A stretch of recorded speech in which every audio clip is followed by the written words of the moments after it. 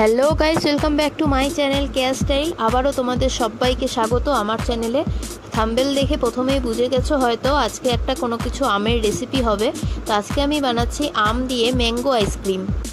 তোমাদের সবার রিকোয়েস্টেই আজকে আমি আমের রেসিপি বানাচ্ছি। এখন আমের সিজন যেহেতু, তার জন্য আম দিয়ে কিছু না বানালে হয় নাকি, তাই বাড়িতে অনেকগুলো আম ছিল ফ্রিজে রাখা, তো দেখলাম, তো ভেবেই নিলাম যে আমের রেসিপি বানিয়ে নিই। তার জন্য আমগুলো ভালো মতো ধুয়ে আর কিউব কিউব করে কেটে নিয়েছি।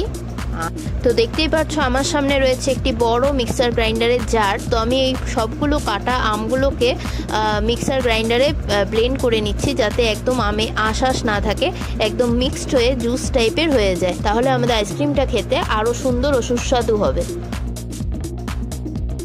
2 মিনিটের মতো ব্লেন্ড করে নেওয়ার পর তোমরা এখন দেখতে পারবে আমটা কত সুন্দর জুসি লাগছে।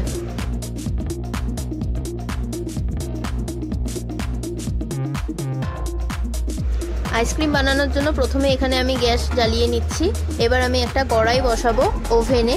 তো আমি এখানে আইসক্রিম বানানোর জন্য 2 প্যাকেট দুধ নিয়েছি, 500 টোটাল 1 লিটারের দুধ। এটাকে আমি ভালো মতো জাল দিয়ে, দুধটা যত গাঢ় করে জাল দেব আর যত ঘন হবে তত আইসক্রিমের টেস্ট আরও বেশি বেড়ে যাবে। এবার আমি চিনি দিয়ে দিচ্ছি। আমি এখানে 1 লিটার দুধ নিয়েছিলাম আর 700 গ্রামের মতো আম নিয়েছিলাম, তো আমি এখানে 12 চামচ চিনি দিয়েছি। তোমরা তোমাদের স্বাদ মতো চিনির পরিমাণটা বুঝে দিও। এবার আমি ভালো মতো মিশিয়ে নিচ্ছি। এখানে দেখছো ডুগু খুব সুন্দর করে আম খাচ্ছে। এবার আমি অ্যাড করব মিল্ক পাউডার। এখানে আমি 3 চামচের মতো মিল্ক পাউডার অ্যাড করেছি। তো এটা দিলে দুধের স্বাদটা আরও একটু বেটার হয়ে যায়। তো তোমরা যদি চাও এটা অপশনাল, দিতেও পারো, আর যদি না চাও তো নাও দিতে পারো।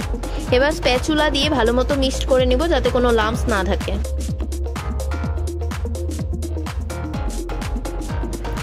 জাল দিতে দিতে অনেকটাই ফুটে এসেছে, আরও একটু ঘন করব আমি।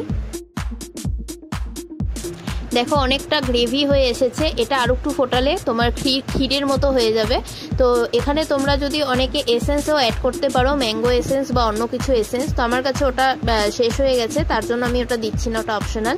এবার আমি ম্যাঙ্গো পাল্পটা দিয়ে দিব দুধের মধ্যে আর বারবার নাড়াতে থাকবো।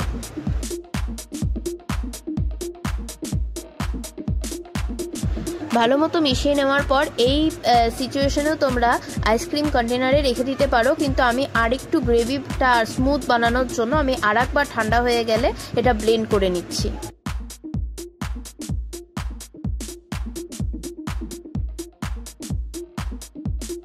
এইবার পুরোপুরি রেডি, একদম স্মুথ। তো এখন আমি এটা আইসক্রিম কন্টেনারে দিয়ে দেব। এটা সেট হতে মোটামুটি 3 থেকে 4 ঘন্টাই সময় লাগে। তো আমি এখানে দিয়ে দিচ্ছি সবকটা কন্টেনারে ঢেলে। তা আমি বেশি করে বানিয়েছিলাম বলে অনেকটা বেঁচে গেছে, তো আমি এরকম একটা বোলের মধ্যে ভালো মতো সেট করে নিচ্ছি। এবার আমি ফ্রিজে রেখে দেব।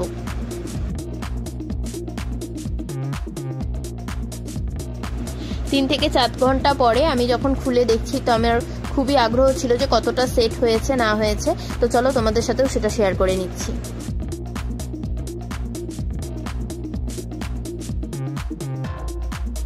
দুটোই ভালো মতো সেট হয়ে গেছে। দেখো, দেখে আমার খুবই খুশি লাগছে। তো দেখো এটা পুরো একদম ভালো মতো জমে গেছে। আমি তোমাদের সবাইকে চামচ দিয়ে কেটে দেখাচ্ছি, তাহলে তোমরা বুঝতে পারবে কতটা ভালো মতো জমেছে।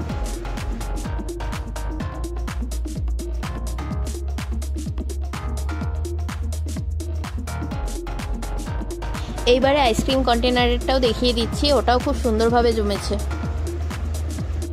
তোমরাও সবাই বাড়িতে ফাঁকা টাইমে বসে অবশ্যই এটা ট্রাই করো, আশা করি ভালো লাগবে।